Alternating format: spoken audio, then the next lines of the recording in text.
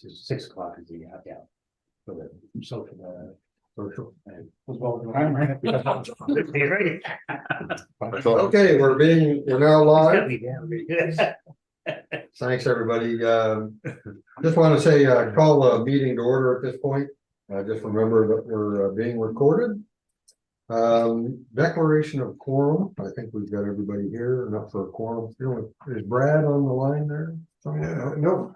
Okay, Brad, the only one that's missing.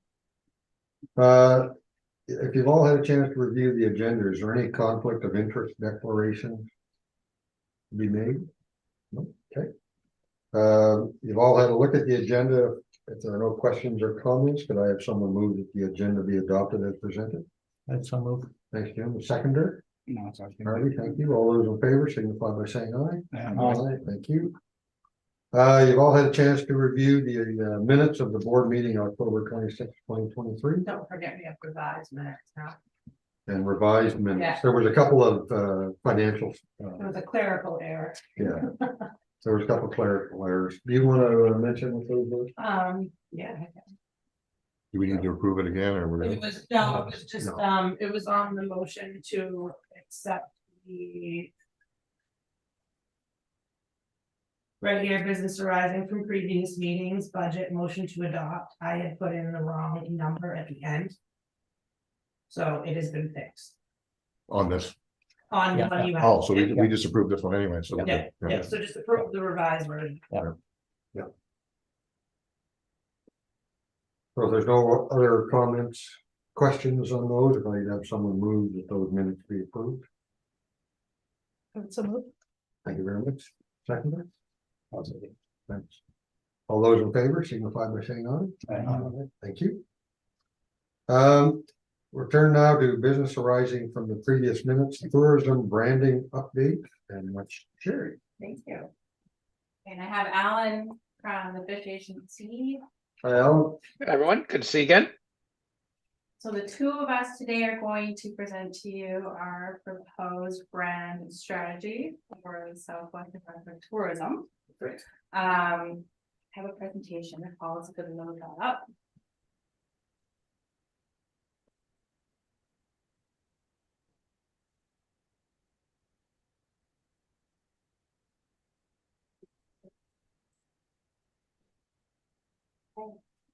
So today, what I'm seeking from the board is for us to review the recommended what we're calling territory or the hook to guide our brand and marketing campaign development. So we're going to do a quick pause and kind of just reflect on what's in market right now. The Bay of Fundy starts here. So that's what's in market right now for our region. And there's a few things here, predominantly that when you Google the Bay of Fundy, the Hopewell Rocks show up. Yeah. And it's what I'm calling an Eiffel Tower, really. You know, so you go to see the Eiffel Tower, you're going to see the Hopewell Rocks. We are not the home of the Hopewell Rocks. And so one of the things that we discovered through our strategic planning was that we were only keeping people in our region for 2.5 days, and then we're moving on. And we also heard from a lot of the constituents around the table when we were doing our stakeholder engagement that the Bay of Fundy didn't really resonate with absolutely everything. It's not something that the local communities and the industry could really identify with. For some, it's your anchor, right? And that's your lifeline, and that's what you build your lifeline. But for others, it was harder to maybe identify with. And because of that, when we were working through our strategic plan, we were working on trying to identify our unique proposition. And we came up with all of these great ideas. And we were talking about the people and the lifestyle and the scenic views and the beaches and, you know, everything. We couldn't quite put our finger on it though, right? And so this is why we brought the professionals in. And we had the Fish Agency work with us over a series of 2 very intense workshops to really rip apart some ideas, bat around kind of where we're at, And what we're presenting to you today is what the working group committee brought back to the tourism committee. The tourism committee later then rounded it further, massaged it, and this is what we are proposing for you today. So I'm gonna pause there and just let Alan step in now. Hollis, I don't know if you can show his. Make him bigger. Yeah. Oh, I'm here. I can see you. Now we can see you. Sorry, So I'm going to. I haven't gotten any better looking. Glad there's another Alan, because I wasn't prepared.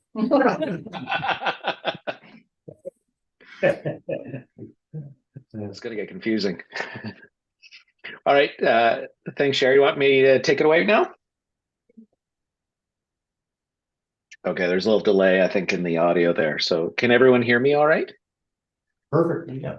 Okay, fantastic. All right, super. Okay, so I'll walk you through the thinking and comment about the process we followed and tell you why I think we've landed on something really, really powerful. I can say that our team was very excited by the direction, and hopefully everyone here is. We think it's something very, very powerful, and I think will work. So before we get to it, we're going to tease you incessantly by just want to walk through again the insights that in the process we followed to get there. So we always like to ground everything we do in your audience and the competitive context. So let's walk through that right now.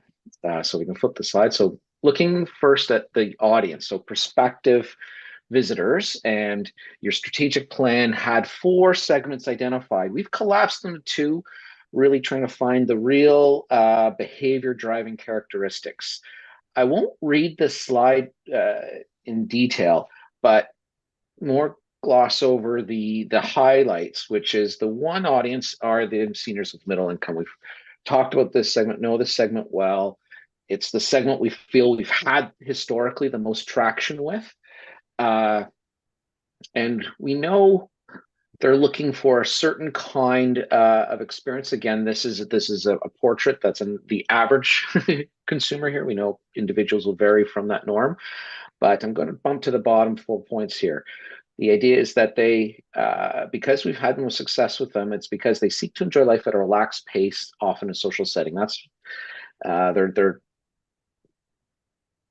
it's not a quiet life. They're not sitting on the doorstep knitting, not to say that they want to fill their bucket with things, but it's still at a relaxed pace.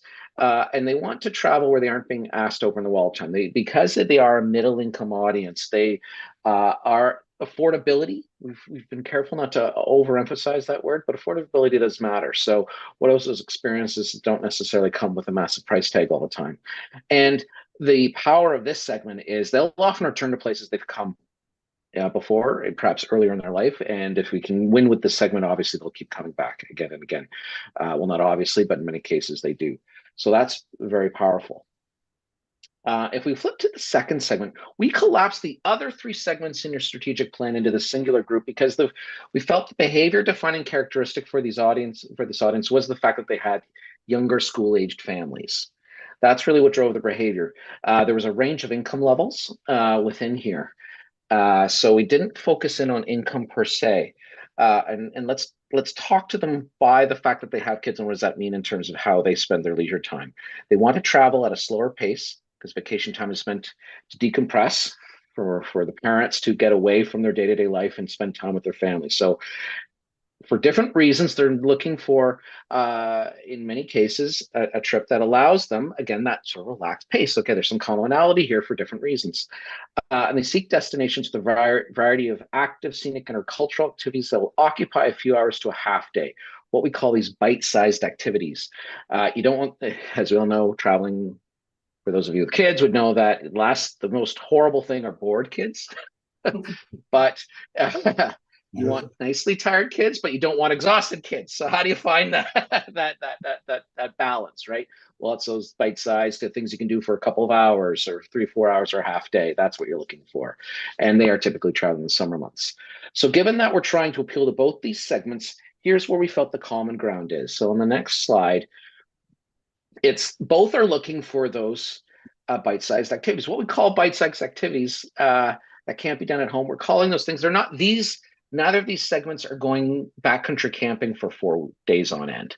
They're not doing big backcountry hikes, but they are combing the beach for fossils for a few hours. They might run a canoe and paddle. These are the things that they can be done, and they are looking for things that check off little bucket list items that they maybe can't do at home. Outdoor oriented, they are looking to decompress. That's what the outdoors is for. The atmosphere, people, and open space lend themselves to relaxing and winding. So you can see that's how we fit with that. Affordability and car-based adventure. That's important. The fact that we're going to attract the car-based versions of this audience is very important to us. That's a theme we'll visit. So hopefully that lands. And that sounds familiar to who we're talking to. That's who we feel we can resonate with.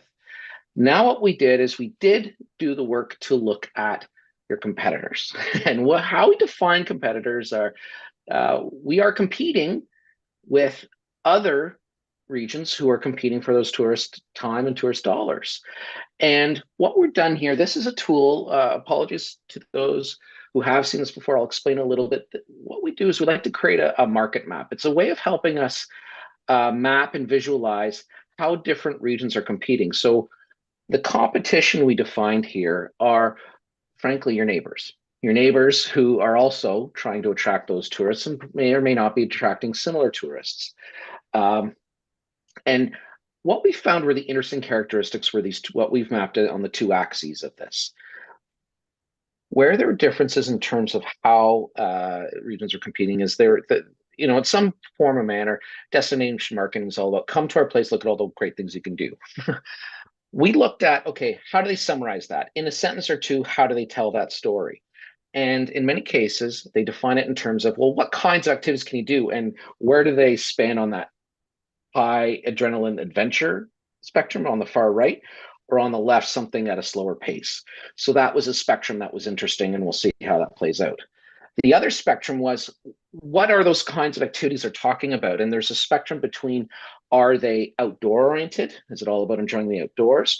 Or, which is at the top of that axis, or at the bottom, is it more about, are they celebrating more the built environment and the people and culture? So the human-based environment.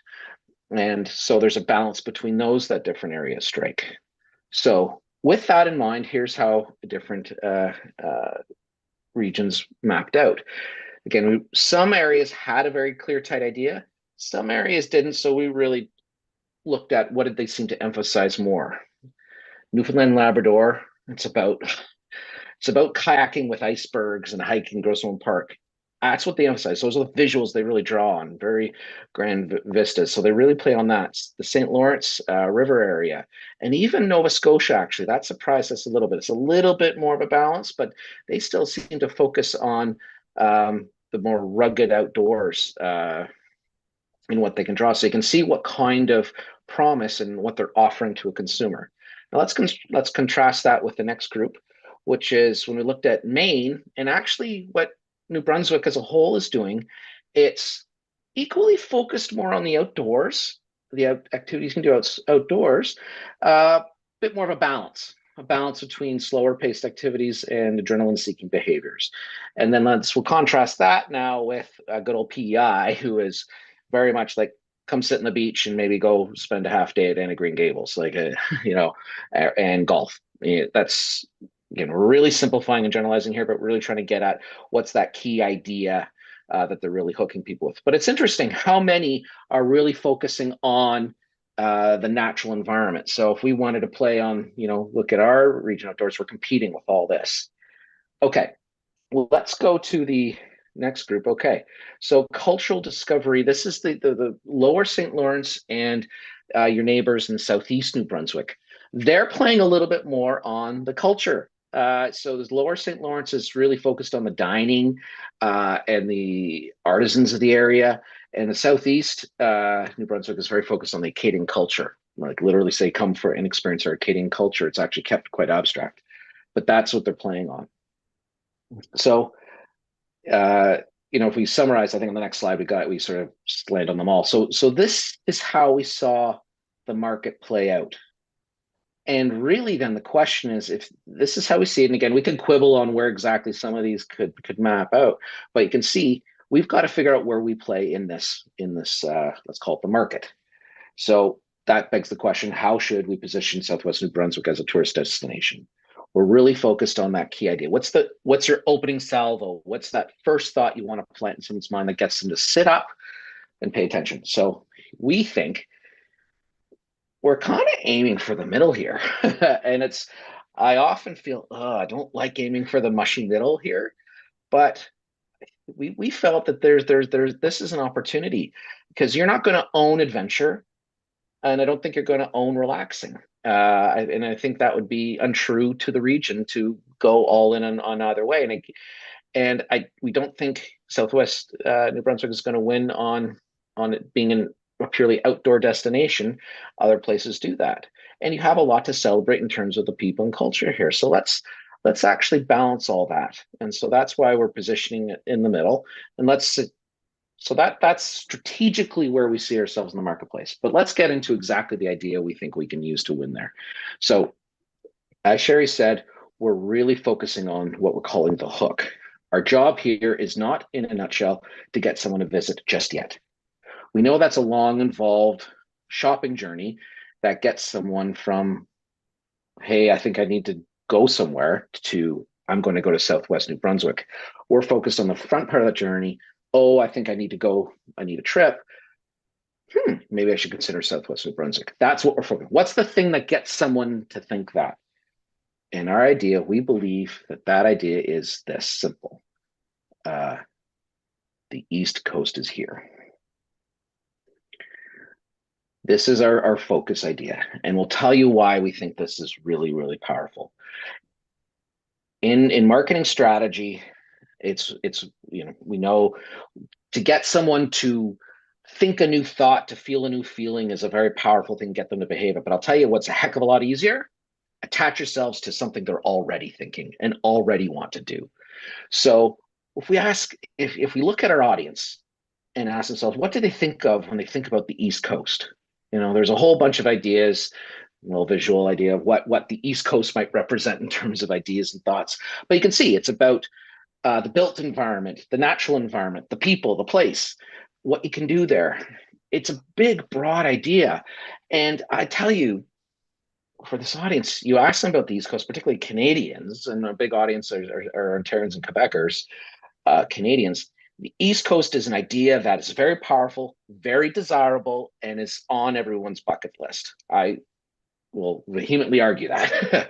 So if that's already there, this is simply your job. So if that's there, if we could flip to the next slide.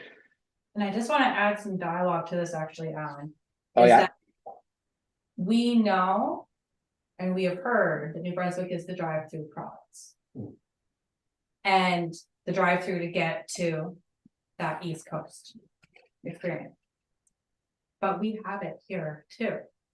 And so now I'll let Alan go on to it. There's an you've changed some of the pictures on me. Right? This is it. This is, hey, you guys got it. So what people are thinking, what that picture is, what people seek, I would argue is on a lot of people's bucket list is a visit to the East Coast. You can deliver. And there, yeah, what Sherry was saying. So the strategy is we can and should be able to become the drive-to region of the East Coast, not the drive-through region of the East Coast. And we know quite literally, particularly the Americans coming through Maine, they are coming right through your area. Some of the Canadians spending on the route they take might come skirt the north end. But you can offer everything that people are seeking in that East Coast adventure. So but people don't know that. When people think of the East Coast, they're thinking of Nova Scotia, they're thinking of PEI, they might be thinking of other parts of New Brunswick. Not many are thinking of Southwest New Brunswick. So that is our job. That becomes the core marketing objective for us. It's simply to get people to understand Southwest New Brunswick offers everything you're looking for in an East Coast experience. And here's what that could look like. I can flip to the next slide. Okay, the East Coast is here. In Southwest New Brunswick, you'll find all that you're looking for in an East Coast experience. Visit lighthouses, go whale watching, see the puffins, and eat scallop and lobster dinners fresh from the Bay of Fundy. Create memories doing things you can only do here. Visit Canada's oldest chocolate company. Race against the tide to find fossils exposed by the world's highest tides. Explore shipwrecks, the Western Hemisphere's largest whirlpool, and see if you can spot Old Ned. Come to our dooryard and learn the rich traditions of the Pescatumataki. Oh, I'm sorry, I butchered that. First Nation. and how the railways have shaped the destination you see today. We promise you'll spend less time traveling and more time relaxing as you discover more than you expected. There's no need to go any further to have the East Coast experience you're looking for. And so there's that notion of you're for many, you're closer. You're the closest part of the East Coast too. So hey, it's more accessible, quicker to get to, and offers everything you want. Bang. I feel like I brought my family on an East Coast road trip 10 years ago. We spent quite a bit of time in New Brunswick, didn't make it down to Southwest New Brunswick. If someone had handed me a sales pitch like this, I absolutely would have come. And so this is what got the committee, the working group, and me very excited, because this is a powerful and bold statement, but it's really that position that it's not you're having to just start here and then move on. It's just come here, because you're going to have everything that you are looking for. And we feel that this strategy will allow every single community within the region to really identify and tie into that East Coast, with St. Stephen kind of being the start, or the mile one. I won't go down that one, but mile one of your East Coast adventure. We have Atlantic salmon fishing in our rivers along the St. Croix and the Macadavid and all the various lakes. We have islands and, the people, the culture, and our just friendliness, right? So everybody can really get behind this. And we understand one of the things in our strategic plan was that the values for this tourism promotion was that anything we do benefits the local tourism economy and the businesses. And so we also want to make sure that this is something that the local economy can get behind and see themselves in as well. And so this was a bold position, a bold statement, but we feel really good with this. So, Mr. Chair and the board, this is a recommendation for developing our marketing campaigns and brand and all the good stuff that comes once we're on. So what's the audience that we're targeting? Like, who are we targeting when we're saying St. Stephen's mile one? So we're targeting Maine, New Hampshire, like that area, or like who are we targeting? Because that would be like how far do we go down there that would be driving through? Yeah. Or who would be flying to St. John or something? Like that audience. So we had our kind of our personas there, but in our strategic plan, we identified Ontario, Halifax, PEI, the Atlantic provinces, Quebec, for our Canadian. And then when our primary targets in the US was essentially New England, as our main focus, because it's the closest. Again, you got to remember, you got to get here by the car. Right, where the rubber meets the road. We will welcome and invite people from farther away, but we know that sometimes air travel right now is a barrier for some because of the cost. And so really we're focusing on primary target markets in the New England, and then also kind of being able to get here within a day and a half worth drive. In those segments that we had laid out earlier on. So again, families, school-age children, and those are going to be our summer and probably, while school's out.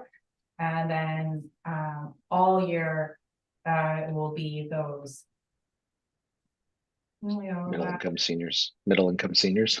middle income seniors, you know, early retired. Or maybe they've worked really hard and they've taken an early retirement and then they just kind of want to get around, pop in their RV and explore. Yeah.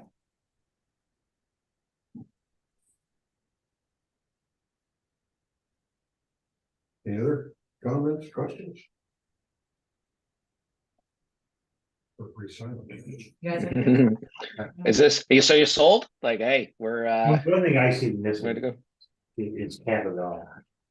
If you're the people you're trying to get out there, out from the American side, Mhm. Canada is.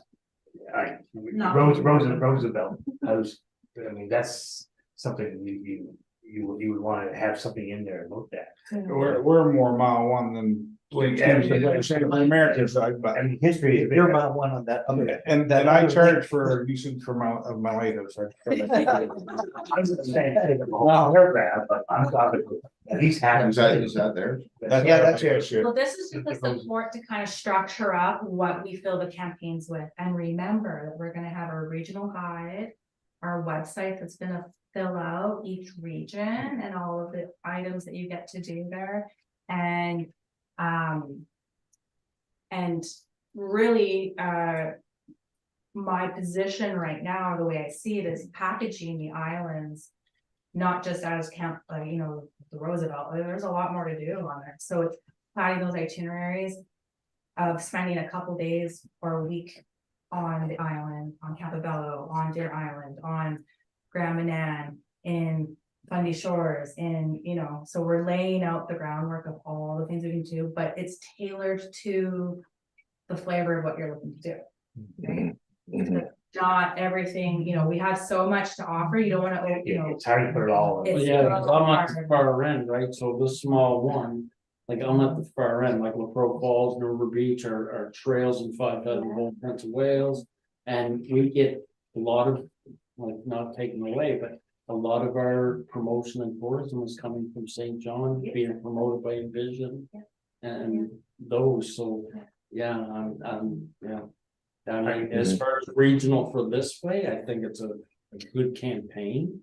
But again, I'm on the far end, I'm at the other end.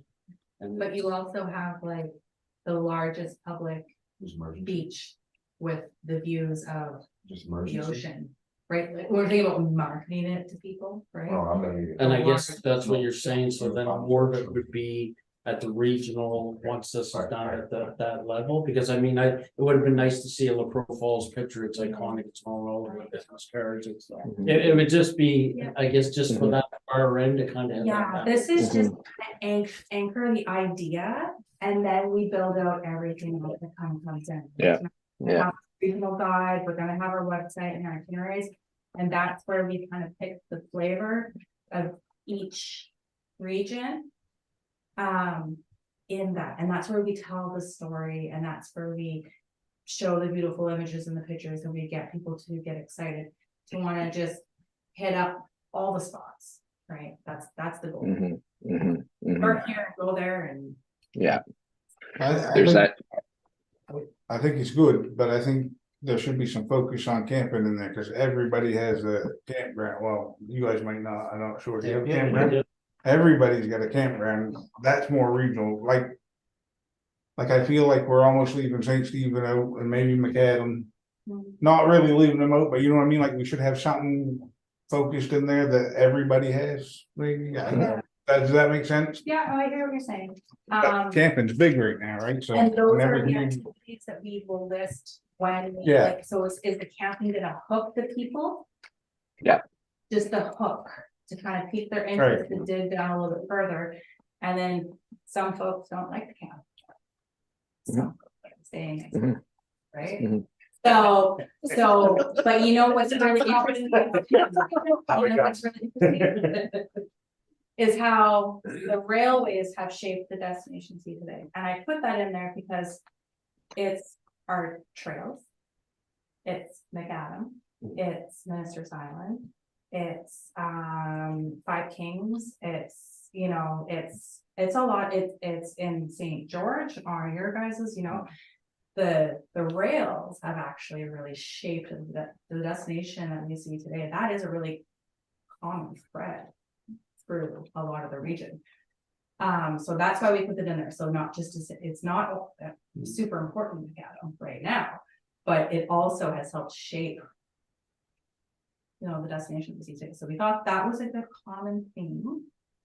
And so the support is not necessarily, the support is going to help us sort of massage and work through all the campaign plans and the marketing plans and all the initiatives are gonna have. So it's sort of that concept.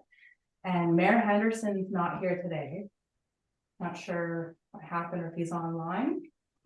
No, I did have a moment to touch base with him yesterday on this, and his only comment with this was that we should maybe put a little bit more of the personality or the human element of who we are as people in the support.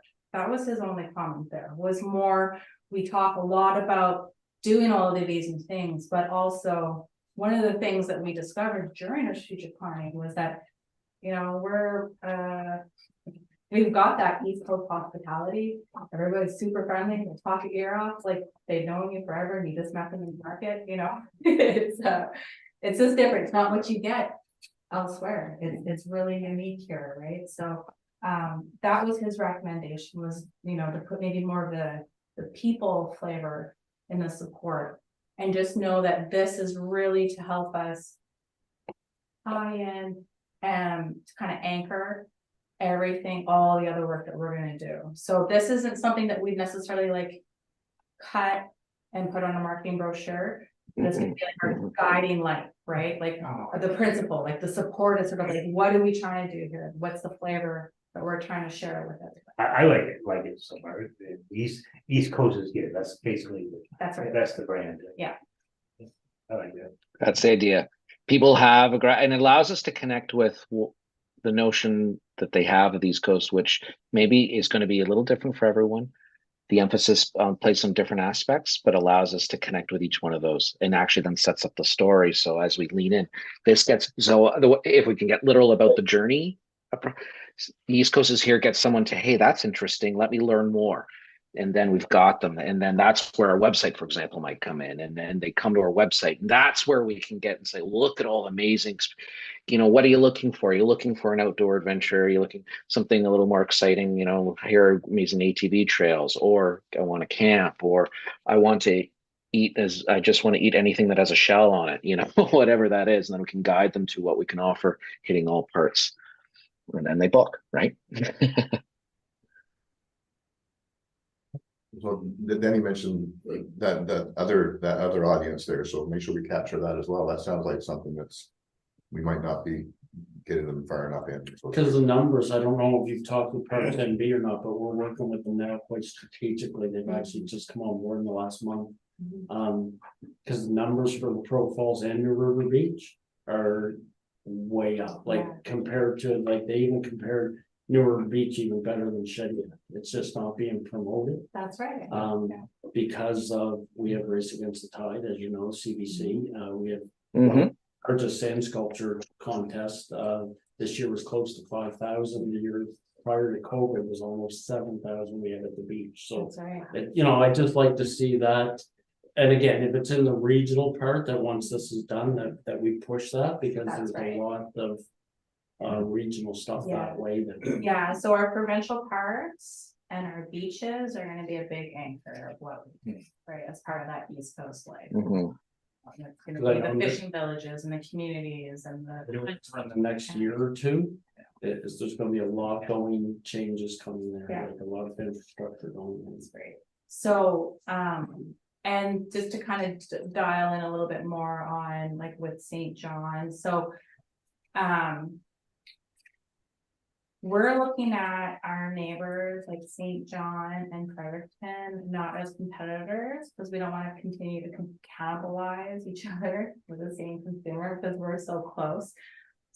We're actually looking at partnering with them so that we can create, like, you know, cross-regional itineraries, so that you can really do like a more fulsome loop here in the province. So you can do the port city, you can do your true East Coast experience in the Southwest, and then you can do your arts and culture and entertainment for everything. Just so that, these are things that we're thinking about, right? So it's more of a New Brunswick circuit or the triangle, as we call it, right? Cause you could do a lot in RSC 10 leaving coming this way, I mean, That's it's right. from Fundy Shores to here, an hour and 10 Yeah. minutes. So the Depending on how you drive, I guess, Yeah, but I mean, you're gonna accomplish a lot in a couple days, so like you can really take in a lot. and then to build on that thought a bit more too, is that, you know, hopefully as this gets going and as we continue to spur interest and entrepreneurship, and that spirit to want to get into this industry, where we can start having tour operators looking to do day trips from here out to Hopewell Rock, but bringing them back home. Here to the treetop climbing castles, here to the mountains, here to, right? So the goal is to always just make sure that we're keeping them back here. We can promote all the amazing things that we have in our province, because we do have a lot, but it's working collaboratively together rather than just trying to like snake them. Right? So that is the goal, and then is something, but that's sort of our flavor, right? So we're focusing on the East Coast lifestyle. We got the port city, St. John, towns by the bay, and then the arts and culture kind of hub there within the triangle. So really trying to work together, but that's our flavor in the Southwest, that East Coast. So this is a stepping stone to the rest of the project. If everybody's in agreement, on the East Coast is here hook, then we can just let them go ahead and see what else they can provide for us. You're looking for a motion from us? No, I don't think so. I think just an agreement, general agreement around the table, if everybody's okay with it. Just one thing for consideration. I love the East Coast starts here, which it does. But I don't know even know if this is possible, but there's a scenic vista from the new highway out there that overlooks Oak Bay and down the St. Croix River towards St. Andrews, and you can see all the way down there. Exit 13. Well, basically there, if you have 2 acres of land, I mean, like you go across the United States and there's always these vista turn, you know, these places you can pull over, you can park your car, you can take your pictures. I don't even know if we can do it on that new highway because I've been wanting to do that for a while, Jim. yeah, And yeah, that is definitely, I completely agree with you. It's one of the best views in New Brunswick. yes, it is. And so I already kind of looked into who owns that land and where we can go with that and who would be able to partner with. Yeah. on Put a tourist bureau with it. Well, not even a horse beer, but if you put up something, you know, these, you know, these. Everybody goes to, if you go to Mount Katahdin in Maine, and you pull out the scenic vistas, there's the stories right there in front of you, you know. This is where the fur traders went through this valley or whatever. There we could say this is where it begins, this is where the East Coast begins, and you know, it's just like you say, a hook to bring the drive-through tourists, the ones that don't make plans to come here in the first place, don't know what they're missing. That's right. Because if they get on the new highway, they just zoom by, well, there's no place to stop, so Yeah. we just keep on going. Whereas if you had the something to pull them over for 5 minutes, you might be able to set the hook and catch a few. Yep, absolutely. Anyway, just a thought. It's a good idea. It's a good idea. If you leave here and drive to Holton, there's one of those in Danforth. and Yeah, there's one just beyond Danforth. Yeah. Yeah, like, Looking over all those lakes. Yes, you're right, that's one of the nicest views probably from the highway, well, it is. yeah, it is. It's the best scenic vista. It's $1 million view. 100%. It is. Yeah. Okay. I think you have your answer. Excellent. The consensus is. We all Move understand. forward. Let's see what you have. Good. Let's get it in for.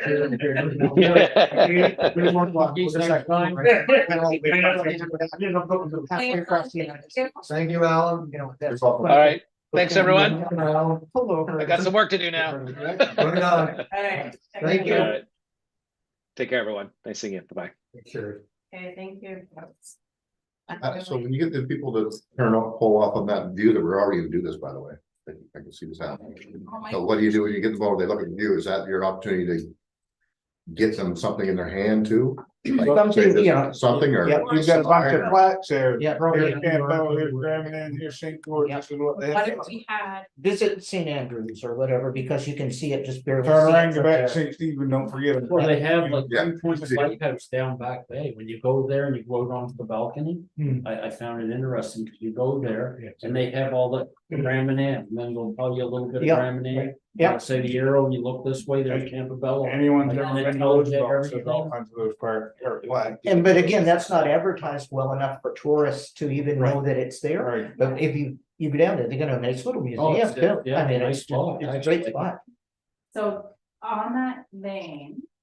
The goal is that we start, and I've been working with some folks on trying to make sure that within each community or region, that there's. Sort of like visitor information centers, or I would like to start calling them more like visitor concierge.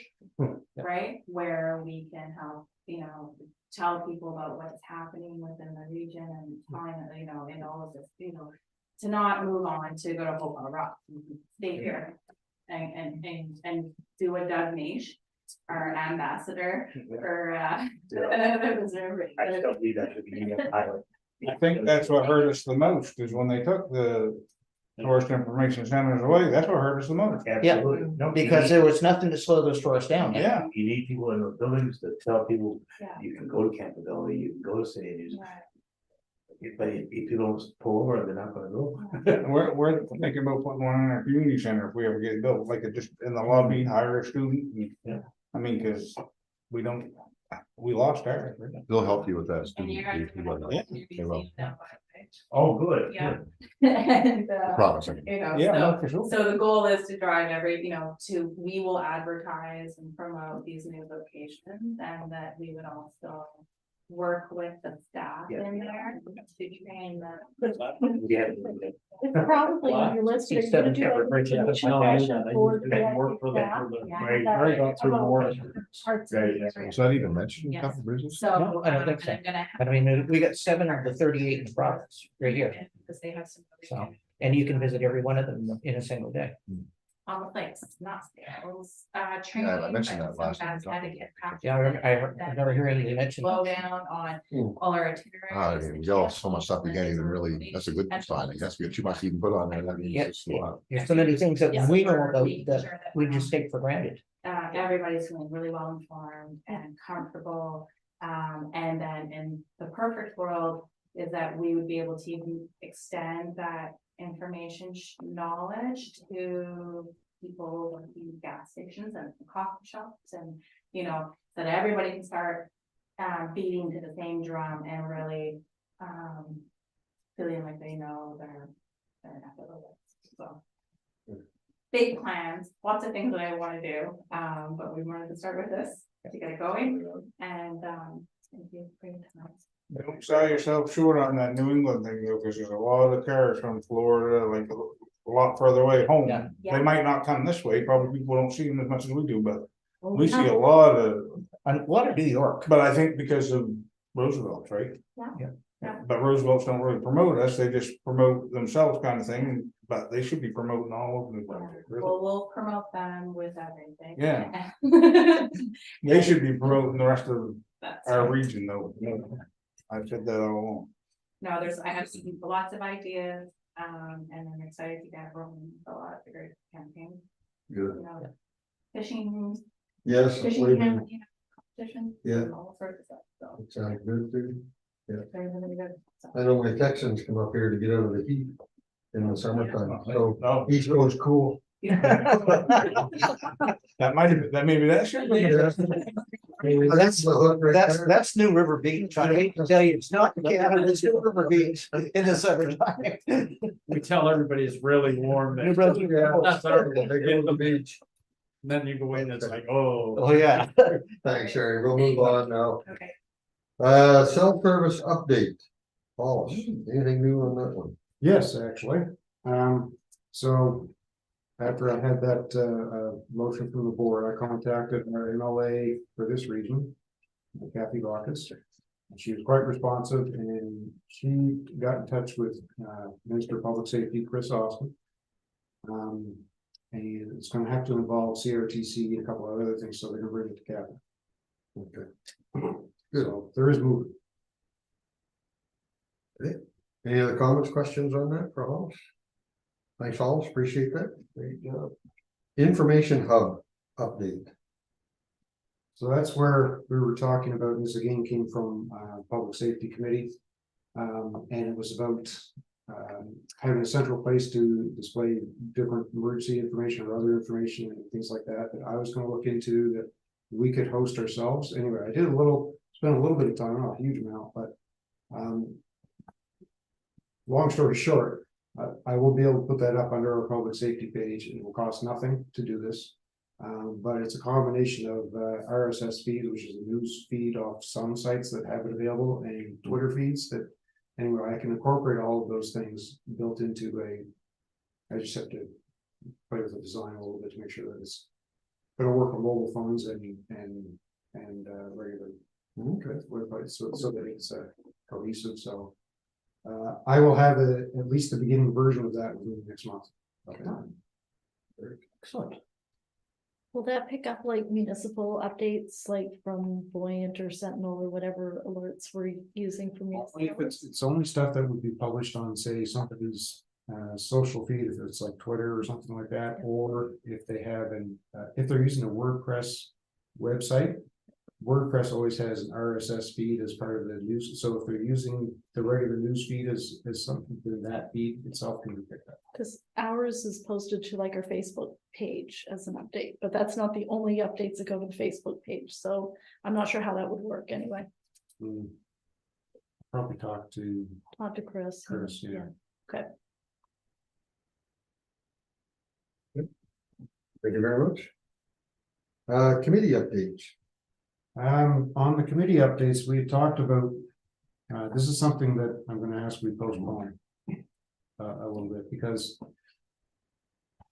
a lot of stuff got away from everybody this last month. And but we're gonna need a bigger conversation around what our committee structures look like. And so I want to make sure that we don't just jump into something that maybe isn't right either. So it's probably going to be early in the new year that we look at our committee structures and see what we need to adjust or change. Okay. Yeah. Also, Mr. Chair, when we updated our bylaws, we removed the mandates for committees to meet. So once we're doing this, we need to also, I think, develop at the same time a policy that says this committee will meet 3 times a year or something like that. No longer exists in our bylaws.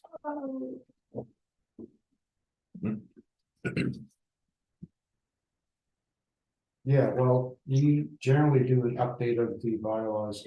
We're supposed to be doing an updated bylaw anyway, so that would be the time. Or it wouldn't necessarily have to be a bylaw, it could be just be a policy of the board. Sure. Right, just it's separate, so that would keep it separate from the bylaws, but just committee meetings is a policy. Okay. All right, so that's my suggestion anyway. Yeah. We got rid of that, I think, because we thought the board was gonna be looking after a lot of these committees. Well, yeah, and there's, I mean, the first of this year was our strategic planning where the committees were intense. Yeah. Yes. And so I think the thought was that the committees were gonna be there to get us through the strategic planning piece, and then. But now that we are going along and, we want to allow the flexibility to evolve as we need to. Oh, absolutely, I agree 100%. Yeah. No, I think the board's in agreement on that one. Yeah. Okay, we'll push that one out to the right. Probably hit that again in January sometime. Yeah. Okay, under new business, if there's no other business arising from the previous minute. Hearing none, we'll move to new business. New business, the crash tender, water truck presentation. I think you all had a chance to review that, and I know the documentation was sent out on the crash vehicle. Well, I guess comments on that, or Hollis, do you want to go over that a little bit? I can quickly go through that if you'd like me to, so that it's on record. Sure. Yeah, if you want me to.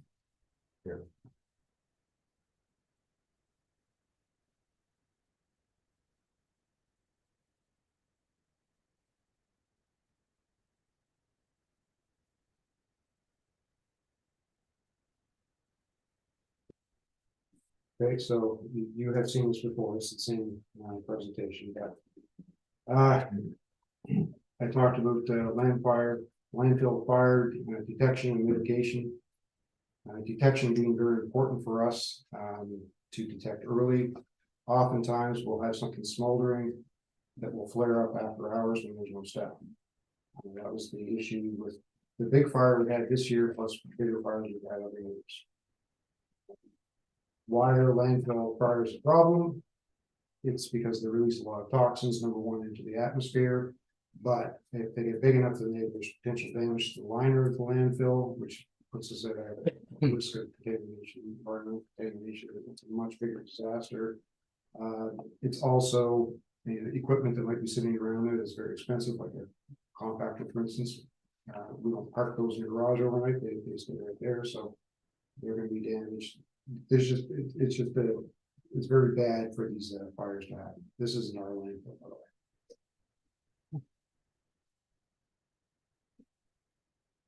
So for landfill fire detection, we have a fire spotting camera on the way. That we install with the working face. It's got infrared and it's got artificial intelligence, so it knows the difference between a bird, say, and a fire. And when it detects a fire, it has the ability to notify our personnel right away using the internet. Our previous fire was only detected by accident, by chance. And there's been other times in the past where there was no detection. People arrived in the morning to they're going to be on fire. So the earlier we can get to it, obviously, the easier that fire is going to be put out. So this is on the way. This was budgeted for. This is something that is happening. We're hoping before the end of this year, but if not, it'll be early next year. So what we're talking about more so that hasn't been in the budget is this opportunity came up for this. I'm calling it a tactical water truck, so I don't call it a fire truck, but it's a crash tender. Came from Fredericton Airport originally.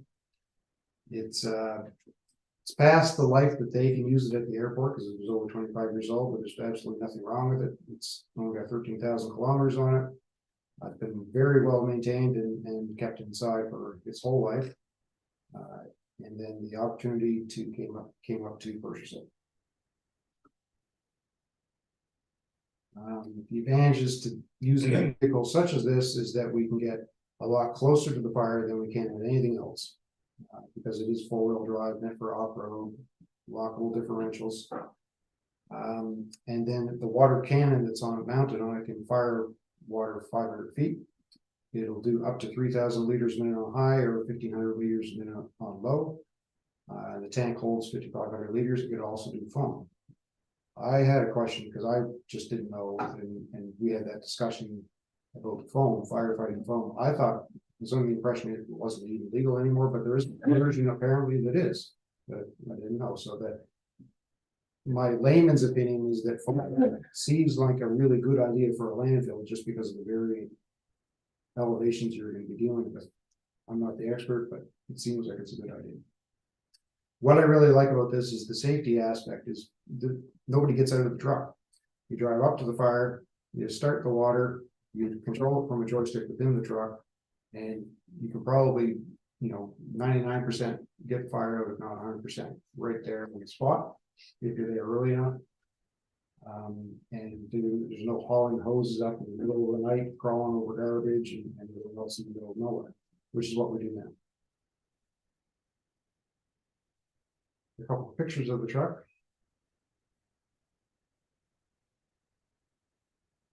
Shots of the inside. There's a shot of the tires because the tires aren't fairly new. That's why that's there. Those tires are expensive. And that's the replacement that Fredericton has. It was about $1.5 million. A little bit bigger, it looks like, but just to give some context as to what they are. And that was the presentation. I'll make a motion be resolved that the Southern New Brunswick Service Commission purchased the 1997 Walltech crash tender $40,000, where such is not included in the current capital budget. That's the motion. Okay, so now I'll open the floor. Now that we have a first and second, I'll open it for comment. Al? I'm gonna be the bad guy here, guys. I don't think it's a good idea. I think a truck city is gonna be sitting most of its life. Like this all upkeep is gonna be hard to do when you have something sitting, so I think maintaining it is gonna be costly. I don't think staff should be fighting fires. I think firefighters should. I know that it's told me there's firefighters there, but still. I think your detection system that you're doing, great idea. I think that's gonna solve a lot of your problems. The guy was just catching it before you need to blast it. And I don't know. I know wood piles when they catch on fire. I'm sure garbage is the same thing. You're not just gonna be able to sit there and blast at it. You gotta dig it up regardless. So that's just so. And like, it sounds like a great deal now, but what's the next one gonna cost too? It's up to the board. So I guess my thing on it, and I said this at the last meeting, was that there was a couple things for me, and I agree with Mayor McCacken a lot on that, of what he said, but proactive more than reactive. For me is a big thing. I think this is where it hits, because you're never ever gonna get another truck anywhere near that. I mean, that's what airport trucks do, is they sit and because I know somebody mentioned to me about how old it was, and I'm like, but it's an airport truck. Most of them, that's what they do. And even in St. John, the airport firefighters are a whole different, separated from the city fire. They're not even mixed together. So I like that idea. I do agree. I don't think that staff should be doing the firefighting, but if there's firefighters on staff, it kind of.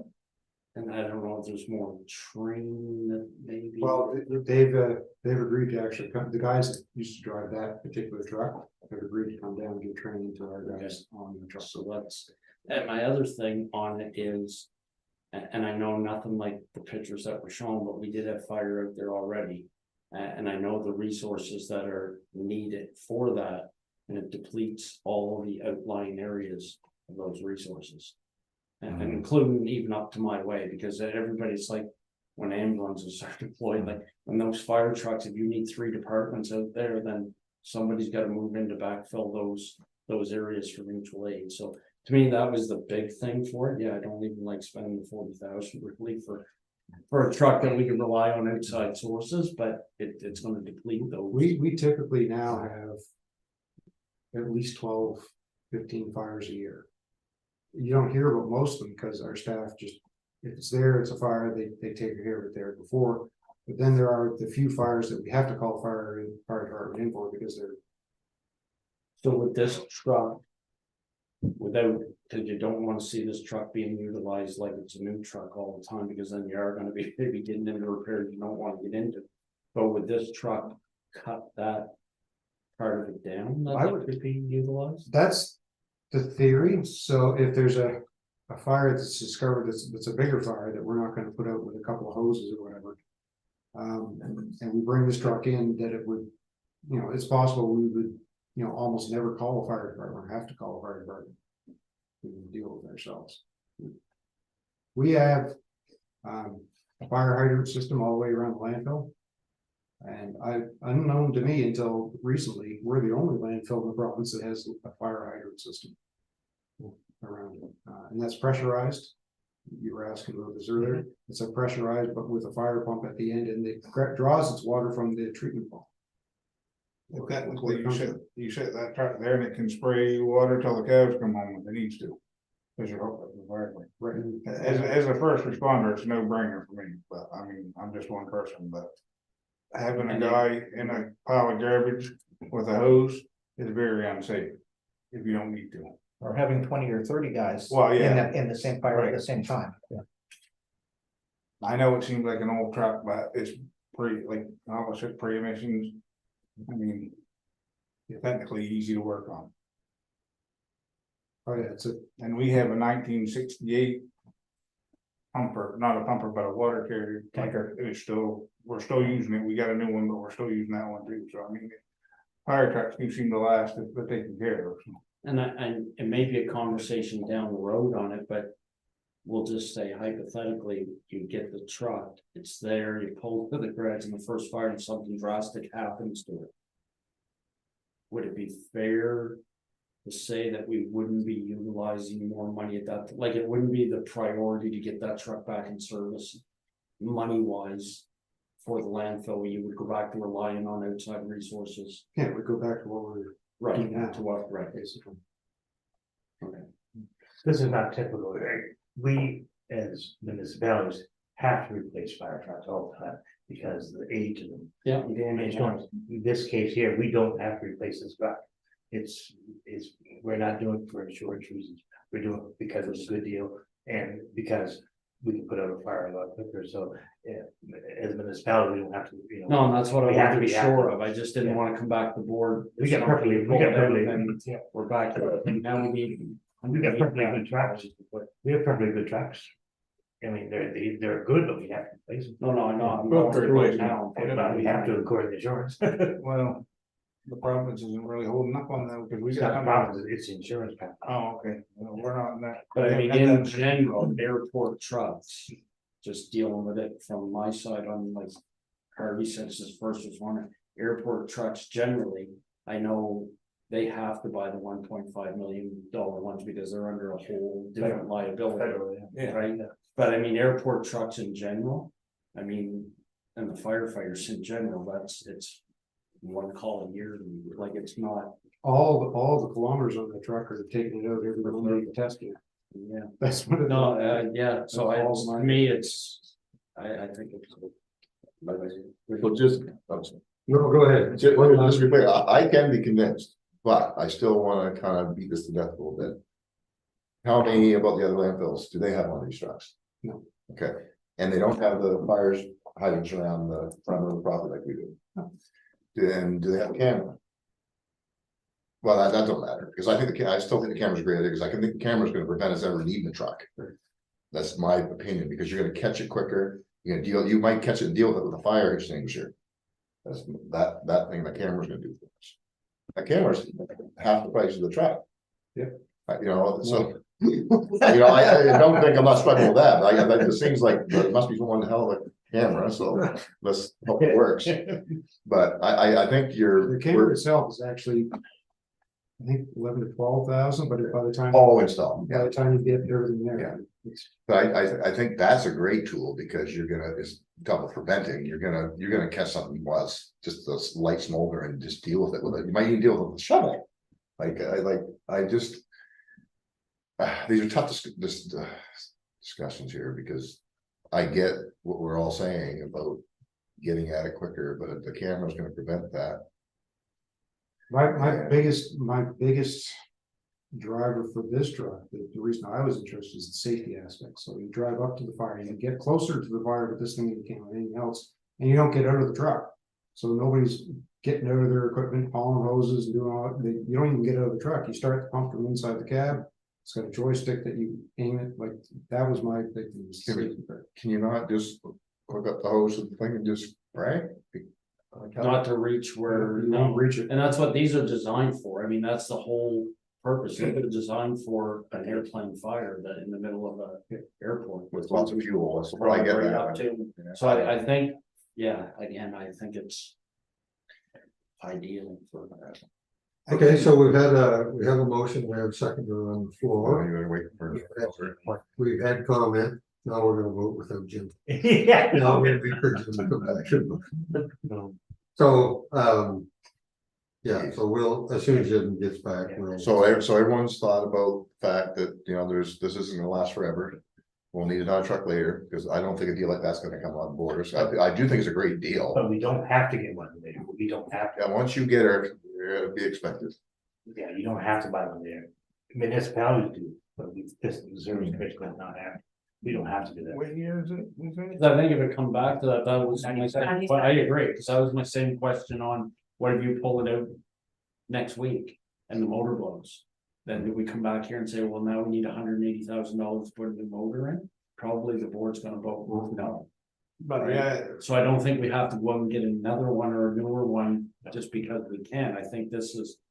Should be By a the way, good time. just, on that note, our guys went and looked at it, and so they've actually gone and looked at like our mechanic and stuff, so.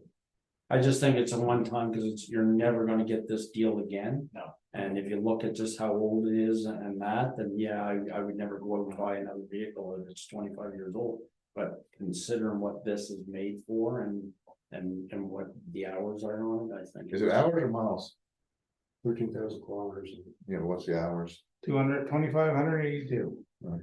Well, And I- the best part of that, so that GM diesel is good for 40,000 an hour, probably before you need to rebuild. Which is weird because when they made a Detroit diesel for when they sent them in the war, they were meant to go hit the beach in Normandy, smash out, but they didn't. They left. I mean, that's what people. Yeah. That motor sells that truck because you can rebuild it for a few $1,000s instead of 100,000, right? I mean, not 2 or 3,000, but you know, what I mean, $20,000 probably rebuild it to completely smashed out, whereas the newer one would be a lot more, so.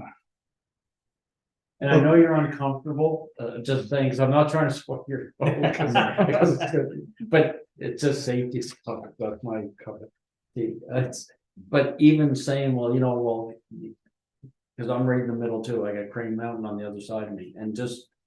Because they don't have something, I don't think is a reason why we shouldn't have it, my neighbor's got no fire extinguishers, and I got 3. Yeah. It's- Oh, yeah, no, I just. No, wanted no, to know if just- this just is to something make we it weren't kind keeping of- up with the Joneses. Yeah. Is this something that we No, no. probably should have had for years? I don't know. Yeah. Like, all I know about recycling and waste is what I've learned at this table in the last 12 years. I just think proactive's way better, if we have more kudos to us, and if the other guys don't, they're catch us fire, we can say, hey, like. Like I said, I don't wanna be the manager of American Iron. That didn't do what. Yeah, but that's a whole other cup of tea, that's. Those Okay, fire hydrants. And camera, I think you're good. okay, so, we've had a pretty good discussion on it. Everybody's expressed their view. So at this point, we have a motion and seconder on the table. And I will ask for a vote. All those in favor signify by saying aye. Aye. All those nay? Nay. No, thank you. Okay, motion passed. It's gonna go regardless, but it's just like. So that was the first one. The second motion, I'll make a motion to be resolved that SNBSC will withdraw the purchase cost of the welfare crash center from the capital reserve fund. I'm in this league already. Oh, yes. if there's no comments on that, all those in favor signify by saying aye. All those nay? Thank you.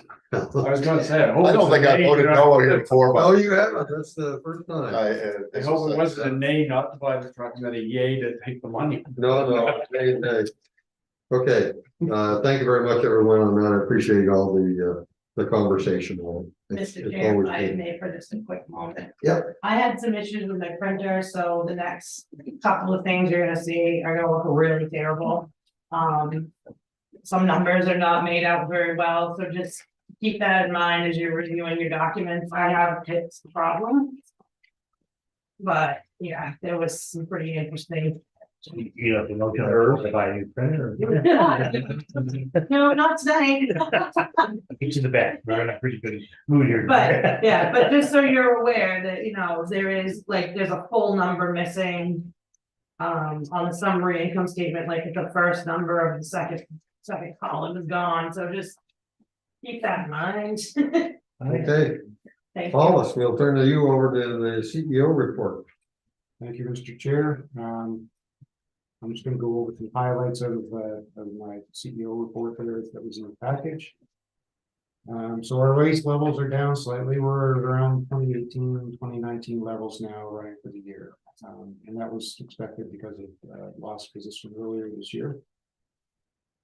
We did receive an award from the Carton Council for education. This is some of our waste reduction education programs, so they gave us a little grant of money. Recycling remains at around 12%. which is about what we expect. Our white goods program is now over for the season, and this year we got 932 appliances collected. Which is a lot. Yeah. What was it normal? Like what's a normal? Cause I wasn't here the It's last been year. between 600-700-ish, so yeah, 932. A lot of people bought, I figured it must have been, because it's so hard to buy appliances for a couple of years, because. Oh, it was, yeah. And then all of a sudden, everybody got new appliances, I don't know what happened, but anyway, we got 932. I put in a dishwasher in the morning. Building permit applications are busy. To date, we've issued 482 building development permits. We've done 96 subdivision applications. And 177 other types of approvals out of the planning office here so far. Our planners are currently working on plans and zoning updates for St. Stephen, St. Andrews, and Campbell. There is a new plan for Fundy Shores that's been presented. It's a pretty innovative one. I looked at it because it's a lot of visuals and a lot of, so it's very, I can show it to you sometime if you like, but it's just interesting how they laid it out. It shows a picture, say, of the street and what that would mean in this zone, and what that would mean in a different zone. Makes a lot more sense than just big walls of text that nobody's ever going to read. So it's kind of neat. Our new GIS person has started, and in fact, he contributed to that fund short. He's been doing a lot of cross section of streets and things like that. So far, I mean, he's already doing stuff, doing a lot of and we've opened 153 enforcement files this year, and 63 of those have come into compliance. What was the total? 140? Like, what was your total? Enforcement files. Files. Enforcement, 153 we've opened, and we got 63 into compliance so far. That mostly dangerous, I think. Not necessarily. Oh, not as. Yeah.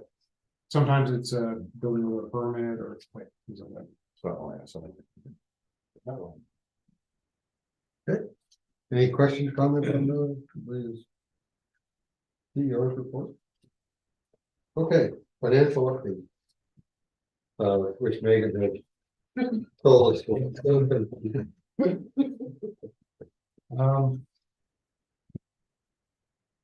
Mark included that one with the graphs, which I find very interesting. I encourage you to go over that as well. I'm not going to go over all these statements in total, but the one thing that I would kind of zero in on the summary income statement towards the bottom of the page, the first page, you'll see the year-to-date surplus of where we're running for each line of business.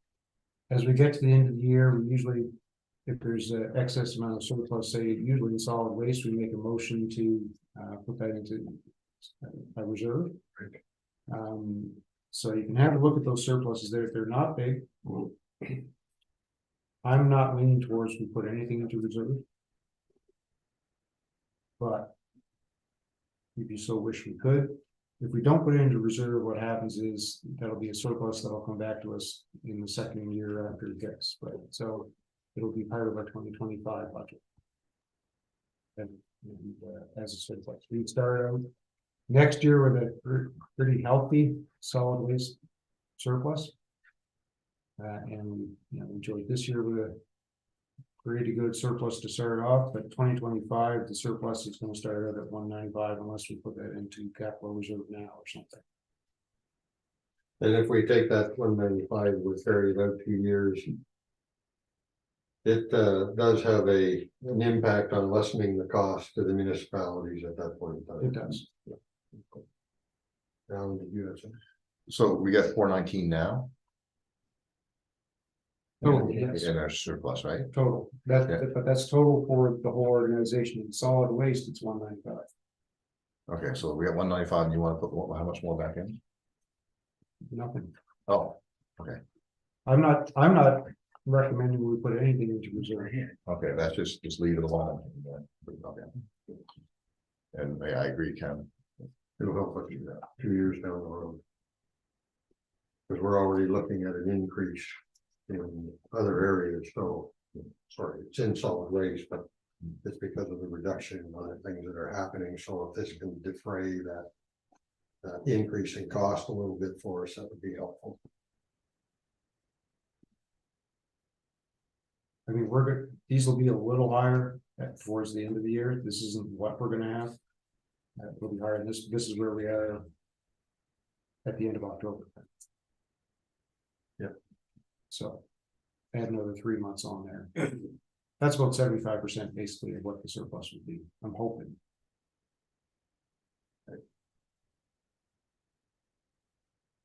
Okay, comments, questions?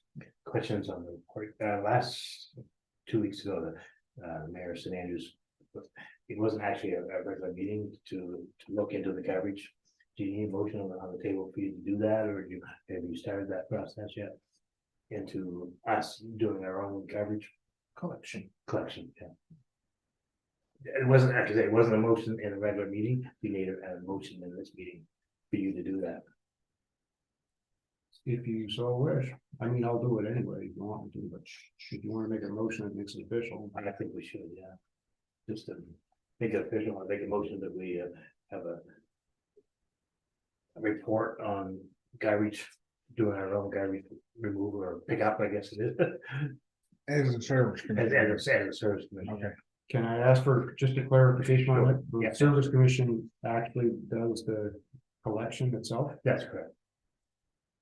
I think that's what we leave that to do. I think that's good. Yeah. Okay, so Just do exactly it. Give it to for it. can I ask that we, rather than have it open-ended, what would be a time frame within which you think we could give us an estimate? Should we be looking at February, March of next year? Time frame? February? Okay, can you amend your motion there? Before you make a motion, Yeah. could go ahead. you I should write it down. open it up a bit? It's just about evaluating what it's costing us, not be so direct in what you're asking. We need it, I told you, we should, anyway. You don't want to some can order. Yeah. but we want to study on what's it gonna cost. For us, for the service commission to do it. Just as another point of clarification, so what it would cost the Service Commission to do it very much depends on who's receiving the service. So because we have private operators in their space, and we have more than one, it's not a monopoly. One scenario would be that we bid on. As a Service Commission, we would bid on a contract, but they also have the opportunity to bid. Another scenario is because I think you would have to do it that way because of procurement. I think so too. I think that would be the only viable way you could do something like that. Like, I don't think as a Service Commission, we can go in and say, yep, we're doing all the collection and you guys are a business. I was gonna say, because that's a huge, you got a lot of stakeholders, or I don't know what I call them, I'm being recorded, but you got a lot of people's hands. Like You're every already study to find out what it's gonna, I'm not saying we do it, No, it's a study what it's gonna cost, That's the right, chair. to do that. but that's what I'm saying, so We already did that. it would We're- be. yeah. as a- Chair, wherever the discussion, when there was only one motion, or we needed a second before we discussed. Well. We're trying to figure out what the motion is before we make it. And Can you read back what I said? motion to have a report on garbage pickup. February, that's all I got. Okay, I'll take a seconder. No seconder? Then the motion is put down. I think it's a good idea that we take a look at, just out of, I guess, due diligence, to have a look at it and see what it might cost us so that we can actually take a logical view of what it would cost against what the current operators are. I in no way, shape, or form want this to go out and say we're going to take over, because that's not the case. It would be similar to our policing issues. We would take over and provide all the policing. Well, let's face it, we don't have the wherewithal nor the knowledge to do that. Certainly within the garbage collection, I'm not sure, just because we operate a landfill doesn't necessarily mean we know how to pick up garbage and have the administrative and operational knowledge to do that. Two completely different businesses. It sure is. So I do think that it would be wise to have a look at the cost of what it might take. And then we can play that off against or use it to judge what municipalities are paying for garbage pickup. I know St. Andrews and ourselves are getting significant increases into garbage pickup in our areas. Everybody will be next time because of the price of fuel and stuff, right? Yeah. Contracts from them. So without having a motion on the table, could I then ask that you do that study anyway and get back to us in the February timeframe?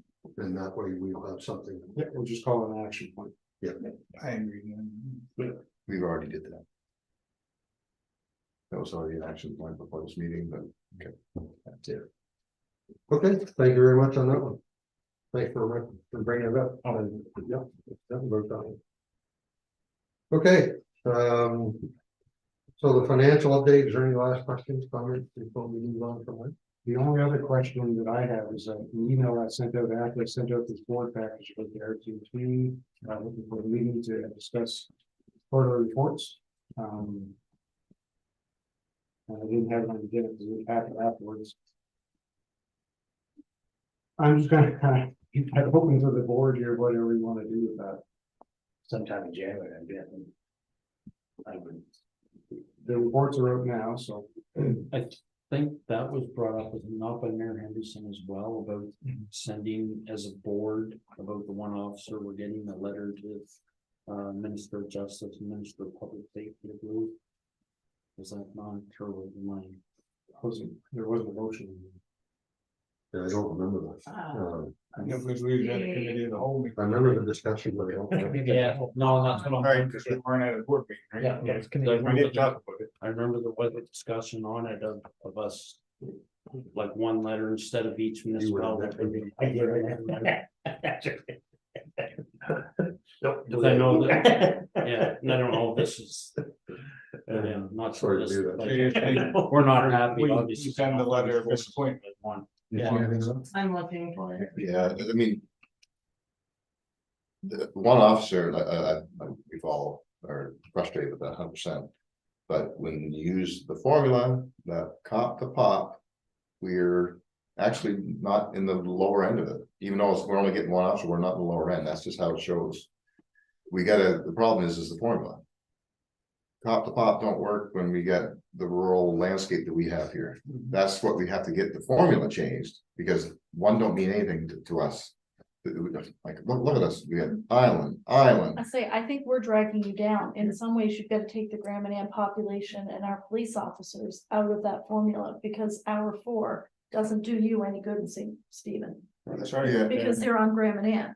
And if you take our population and our officers out, I'm not sure that the mainland cop to pop ratio is any better. Yeah, Probably so is. that's what I'm saying, real good. I mean, you've got as many as the rest of us put together, right? Yeah. Almost. I mean, we're way above the cop to pop because we have to be for them to be where Wow. they are, right? Mm. But if you take us out, then it changes the formula for the rest of you. And they're not looking at that as. That's twice you've been They're real looking at smart the whole today, region. buddy. You write that down, Harvey, because it'll never happen again. That's twice. Now it happens a lot. No, I never looked at it that way. But I'm just wondering if there was, She's trying to just get from the ready. board's Fix that. perspective of getting a letter to public safety and the justice minister to discuss. Because it wasn't just the policing, where are we? Because again, one police officer maybe might be more acceptable if we're gonna get something else in return to help with, you know, the unsheltered population, mental health issues, mobile mental health unit. Whatever, I don't know, but It's in the October minutes, it's under the action required, invite the RCMP to November committee of the whole, and then there's a second action required, write a letter to Chris off. yeah, There you go. Do we need a motion to write that? Or do we? An action. Oh, okay. action point from- That was before we do what we're gonna get. Yeah. Yeah. So I'd like to make another motion after we deal with this. Something to do with preventing that from happening. We need a action list and where it stands, and we should be looking at that. Because that could have get lost, and because it might not have been actioned. So I think we need it. An Anyway, action list at the end of the minutes. yeah, so that we don't forget that these things are not getting done. Okay, Yeah. we'll do that. We'll have that done. Nothing against anyone, I'm just saying. So I guess back to my original point on that action list. Is there a letter going to be drafted from the board to the public safety and the justice minister? We will know. Okay. We'll have that. Maybe in that letter, we can mention Bonnie's point to the fact that. Our formula is not working because of the amount of people. Your officers you start talking. They can't take away from it. They've never did. Oh, that's. I mean, No, yeah. you guys are bad. I think writing a letter is one thing, but again, they're gonna throw the formula, cop to pop, Yeah. that they use, that they are using right back at us and say, what are we, 1.6? And we're about the 1. Yeah. So we need to, in that letter, it's gotta stress our landscape, Exactly. you know? Yeah. That's the most important part about it. Yes. The area, the square miles, whatever it is. Yeah, that's the biggest part of that letter. I wonder though, if instead of waiting And, until January to meet with the RCMP, if it doesn't make sense to try and squeeze it in December. And I hate saying that, but given the announcement with the officer, that we're positioned when we get into the new year, we're not waiting to have the meeting. We only got one meeting scheduled for December. But we talked about having an extra, I think that, the RCP one should probably be a separate. But it's my suggestion would be that it's a separate meeting. I agree, I just don't want especially for us and the public. I just don't want to think we can get back or shelved or, because we went really gung ho. And like here, and then it kind of, we had that meeting with, Mr. Austin, then it just seemed to kind of, we don't seem to hear much more. We got one officer and here you go. Yeah, So and then- December 7th is A regular time. the regular, well, it's the Thursday prior to the 14th. Could we invite them to come and talk to us about the report and the one individual for the 7th of December? Also, I think we had a list, if you remember back, that we were asking for points of, that they were going to prove how they were improving and what they had. And I think it's time that we look at what their commitment was and where they are in fulfilling their commitments. It's true. Or if there are newer commitments that have superseded the ones that they identified back in the beginning. So I think maybe just to add that to the agenda with that meeting is that we come in realizing that they're gonna present their report. We have to be ready to question it and get them to clarify, where they are showing improvements. No, I agree with that. So would you like me to try to set up a meeting for the 7th, December 7th? Same time, same place, or you wanna go somewhere else, or? You can make it tomorrow, 4 o'clock. And when that's the UWMD thing. Just before I'm gonna get pulled away and sit with them. You have a letter for us. I'm gonna voice it. I don't think we have, is everybody going to that UMN meeting? I think it'd be pretty quick to ask them to meet with all the mayors tomorrow at 4 o'clock. I think, giving them a couple of weeks notice. Oh, yeah, I'm not, yeah, they invited me to this, so I don't know, Okay. and I'm sure you guys must have all got, maybe you've already had it, or. I don't know. I had a visit, was that it? I don't know, I'm meeting with the. Maybe just pull something else altogether. Maybe I might never release it again, maybe I'll Just do it safely. hopefully treat like everyone else, let me go the next day. December 7th Oh. okay. would be the time. Fourth, so I just didn't want to get- Oh, sorry, I meant December 7th. Yeah. But we talked about 4 o'clock tomorrow. Right, not Yeah, December. but So we're going to go December 7th? Is that right? we'll I will make the request, I'm sure they'll honor it. I guess fill the schedule because it gets filled up here. So we'll get Halls to put out that invite to them. As soon as they respond, then notify. Thursday. Yeah, 2 weeks from today. Yeah. So I'll do that tomorrow. also. Okay. And the letter after the meeting? Or No, I think you're talking about the letter to the Chris Austin should be already done. Our role. Yeah, they're almost two different things, right? Okay. Yeah. Because letter to Chris Austin should also involve, just like Jim was talking about, where are they with, when they talk about the judicial system, that means. That's what I wanted to know. How did that work out? And, all the different things that they discussed, not just policing. Just because we already met with him and right, and that was Well, gung ho, and then we just then came out one officer, and it's kind of like just to maybe let him know and the justice minister where we stand on that, and that's why I said the justice minister, because he would be in charge of the courts, the sentencing. I was under the impression that the rep by pop meant that we should have gotten two. That's what I thought too. Is that not correct? I thought if you take Bonnie's for it, we might even get 3. Yeah. But I thought our numbers were that we were supposed to get two. No, wait, you're right. I have to go back and look. I'm sure. Didn't I send that to you guys? Yes, I'm sure you did. I'm sure I read two was the That's number what I we're thought. supposed to get. Yeah. And then when we only got one, because I gave a TV interview based on that number. Yeah. And No, that's right. you gave a TV interview. like as I was well. so, like I literally said, like what, one, Yeah, and it's not like it was anything. and that's why I was concerned about it, was because like pop, the numbers, the formula that they used. We should have gotten two and they only gave us one. And so that's where my concern was. Because I did the interview last week with Telegraph Journal, and that was part of it as well, because we used to be serviced by Westfield half, and now we're supposed to be all merged under one for our C10.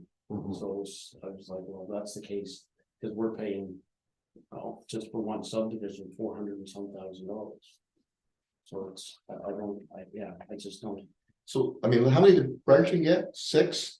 Or I'm up to at 15. Oh, yes, maybe it's. I thought that was the number I heard. Like, was- yeah. I mean, and that's the exact opposite of the cop to pop formula, like that's, I'm not saying they got too many, but. Like it's so dense, they're gonna be able to cover just so much, they can go around 2 or 3 blocks, that's one of them. And meanwhile, they're expecting us to drive 6 hours around our area. With one officer. But again, like you said, if the cop to pop, if they're using the ratio of the density of the area with, I don't want to keep from going it, but if you're using that for it, it makes a little more sense, no different than if Oromocto, Fredericton are under one umbrella, that density, then no wonder they're getting. So I guess after the discussion that's done around the table, if you could draft up a letter going out to Chris Austin, and the essence of that letter will be caught by Bob should have been 2, we only got 1. Why? And we'll wait to get an explanation. Send that to you before I send it to him. Sure, and I'll just brief it quickly, send it back to you with an okay, as long as the board's all right with that. Yep. Sounds good. And then you can send it on. Yeah, and I think, we're talking about the other issues, I think that might water that down, so I think that needs to be solid, just that topic. Yeah. Just stick to the point. Yeah. The justice system, well, we can still ask the Justice question. part I'm gonna ask really that. needs to be hammered home too, because Yeah. it was just. Last week, 2 weeks ago, they arrested somebody that was known to them, went to court that day, they were right that afternoon, and then that evening, they had to take them back in again, and it's. Just wasted resources, I mean, think how many cops to pops we'd have if they weren't dealing with the stuff over and over and over I had again. one guy arrested 3 times over a weekend. Look at the resources, like just. The hours of paperwork to be involved in that and. How do you get arrested 3 times in 1 weekend? Pretty good. I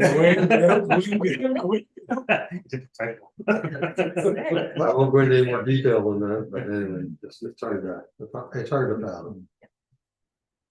Okay, so Good. everybody happy with that? We're okay. There was one other item that you were gonna bring up, Paul, which dealt with garbage cans, but we're gonna do that in closing, I think. Yeah, okay. So that concludes the open portion of the meeting, other than. Upcoming meetings, next scheduled meeting now is potentially December 7th. With the RCMP and then committee of the whole again on the 14th of December. Any questions, comments from the public in this meeting? No, Mr. Chair. Then I will adjourn. thank you very much, and we'll move into closed session. So we won't do that until the live streaming is in. Good job.